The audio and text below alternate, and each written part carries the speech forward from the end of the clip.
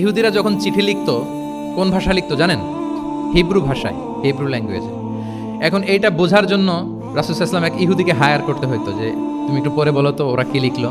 আচ্ছা, এটা লিখছে। এর বিপরীতে রাসূল যখন আবার চিঠি লিখবেন তখন এক ইহুদিকে ডাকতে হতো যে আমি বলতেছি আরবিতে, তুমি এটা হিব্রুতে ট্রান্সলেট করে পাঠাও। তো যেহেতু ইহুদিরা বিশ্বাসঘাতকতার অনেকগুলো ইনসিডেন্ট আছে, ট্রেচারি, বিট্রেয়াল ইনসিডেন্ট অনেকগুলো আছে, রাসূল সাল্লাল্লাহু আলাইহি ওয়াসাল্লাম বললেন আমি ইহুদিদেরকে বিশ্বাস করতে পারি না, কারণ একজনটা নিয়ে আসলাম, চিঠি একটা লিখছে একটা, সে অর্থ শোনাইলো আরেকটা। আমি বললাম লিখতে একটা, সে বিশ্বাসঘাতকতা করে লিখে দিল আরেকটা, তাহলে ঝামেলা হয়ে যাবে না? রাসূল সাল্লাল্লাহু আলাইহি ওয়াসাল্লাম তিনি যায়েদ ইবনে সাবিত রাদিয়াল্লাহু তাআলা আনহুকে বললেন যে তুমি এই হিব্রু ল্যাঙ্গুয়েজ শিখবা, শিখে আমার পক্ষ থেকে অন বিহাফ অফ মি তুমি জুইশদেরকে চিঠি লিখবা, ওদের চিঠি আসলে তুমি আমারে পড়ে শোনাবা। ইন্নী লা আমানু আলা ইয়াহুদ ফি কিতাবি, আমি ইহুদিদেরকে বিশ্বাস করি না। রাসূল সাল্লাল্লাহু আলাইহি ওয়াসাল্লাম যখন ওনাকে অ্যাসাইন করলেন এবং দোয়া করলেন, রাসূল সাল্লাল্লাহু আলাইহি ওয়াসাল্লামের দোয়ার বরকতে উনি বলেন যে 15 দিন যেতে না যেতে I became master in Hebrew within 15 days.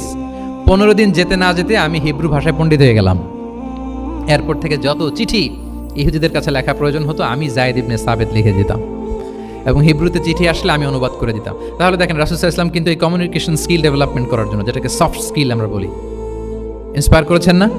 তাহলে ল্যাঙ্গুয়েজ শিখবেন আপনারা, কি বলেন?